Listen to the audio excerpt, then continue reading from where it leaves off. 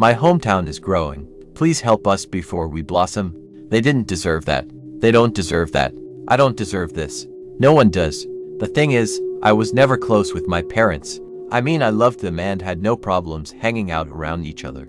We just were never close, you know. There was always a distance that we never bothered to close. So, when I moved away to uni, I didn't look back.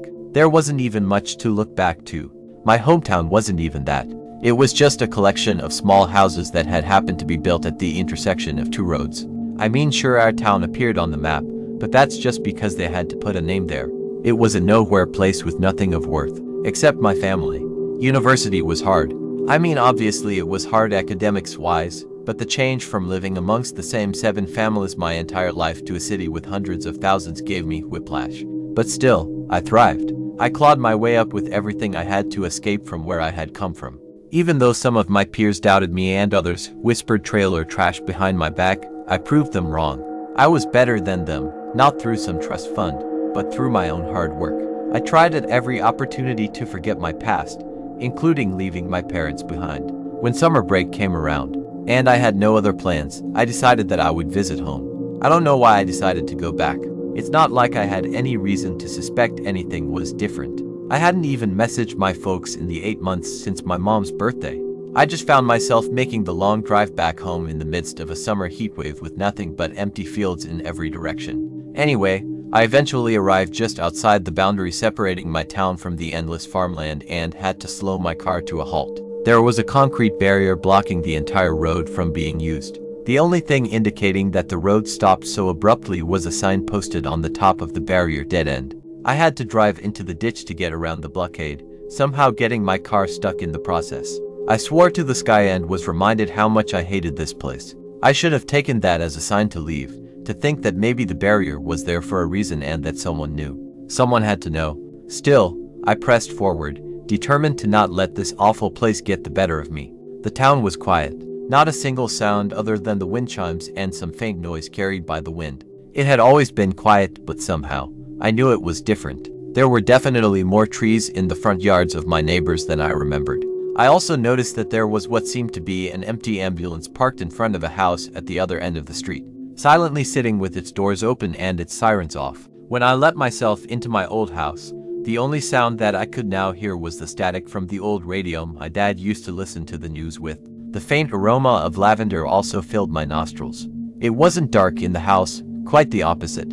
It was bright. Every curtain was opened, and every light was turned on, showing how dusty the house had become. It also meant I could see everything. My father sat in his old reclining chair facing out to the backyard with his back to me.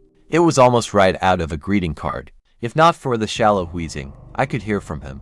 When I rushed over to make sure he was okay, I saw the front half of his body. It looked like his skin had melted in the chair, rooting him in place, unable to move. Thin tendrils made of flesh and muscle stretched out of his feet in front of him, covering the carpet in a slick, bloody flower bed. Every inch of the front half of my dad's body bloomed outward, stretching into the sunlight to try and get as much nutrients as possible.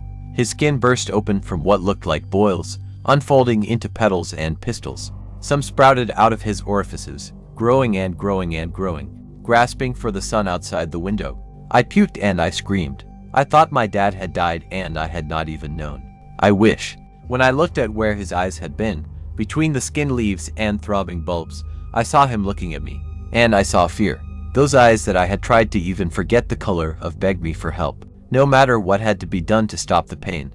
I ripped at the flowers and roots, trying to get him free, but his flowering skin shuddered and he squelched out a small, muffled moan through a throat full of flowers. It had hurt him. It hurt him to simply be alive. I fumbled to find my phone in my pocket to dial 911, but it didn't seem to go through. All I heard was the dial tone and the faint sound of wind chimes on the other end of the line. I looked around the rest of the house to try and find something to help him. I tried the bleach under the kitchen counter, but that only seemed to pleasure the flowers. Searching in the dining room, I saw a lighter next to my mother's birthday cake, now rotting with small blossoming flies sticking out of the fuzzy frosting. It wasn't long until I found what I assumed was my mother. She was outside in the back garden, grimly enough. She had grown into a sprawling tree, her bones splintering into branches that stretched into the sky, her bark scabbed over, dripping with sap and pus. She resembled a cherry tree, with raw pink wounds budding into flowers. She was also alive, for however much I wish it weren't true. She managed to even stutter out telling me to kill her. No one could help. Every one of my neighbors' houses held the same thing. Now seeing the trees outside for what they really were, I rushed past every house I could, hoping and searching for anyone to help me or my parents. There were dozens of flower beds littering the lawns, with flowering arms reaching out in the sky asking for help and sunlight. One of the most disturbing sights was the playset that the Evans had owned, now wrapped in vines. One of my neighbors, who I think was named Ted, had it worst. It had taken me a while to find him, as he was in his basement at the time. It was dark and fine particles obscured the effects of my phone's flashlight. Still, through my coughing and blinking to get the dust out of my face, I eventually found what was Ted. What Ted is? He had collapsed into a heap of flesh, nothing being able to take root in the concrete floor of the unfinished basement. The flowers that covered him had wilted and shriveled, gangrene and necrotic tissue covering his entire body. He didn't even have a face anymore. His eyes unraveled into white lilacs and his tongue uncoiled into something similar to a grapevine. Every part of it blossomed to try and uselessly grasp at the sunlight that was not there. I think it hurt him to be away from the light more than it hurt the others inside it. I didn't care. I had come down to Ted's basement for another reason and I had found it.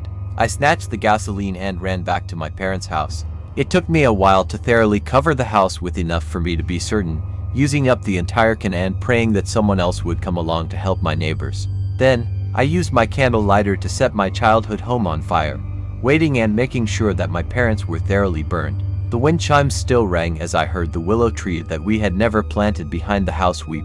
It was as I started to walk away, certain that the house was thoroughly burning, that I tripped over my own foot. When I looked down, I saw that my shoe had split open, with thin tendrils digging into the grass beneath me. I scrambled to try and get up, ripping the thin strands of nerves out of the ground in excruciating pain, but before I could do anything I realized my back was now leaching into the ground as well. Every movement I made to try and get up only pulled on my nervous system, shooting pain worse than anything I've ever felt through my body. Even as I coughed up blood and felt my throat expanding, I couldn't do anything but sit there and cry. Pustules have started to appear all over my body, eagerly waiting to pop and embrace the sun. It hurts to breathe. The insides of my lungs have bloomed already and scratch at every breath. My throat is full of roots and petals, so I can't even call for help anymore. I've managed to type this though. The roots in my hand may have burrowed into my phone, but it has worked long enough for me to do this. I'm glad I could help my parents. I will soon bloom and smell of lavender. I hope someone comes soon. Someone must know. Whether it's the CDC or the government. Someone has to prune me or I will grow into a meadow. Thank you for tuning into Reality Narratives. If you found this video captivating, consider hitting that subscribe button and giving it a thumbs up. I'd love to hear your thoughts. Drop a comment below and share what intrigues you or what spine-chilling tales you'd like me to narrate next. And don't miss out on my other videos. They're packed with eerie mysteries and thrilling encounters. Stay subscribed, because more spine-tingling content is on its way. Until then, keep the suspense alive.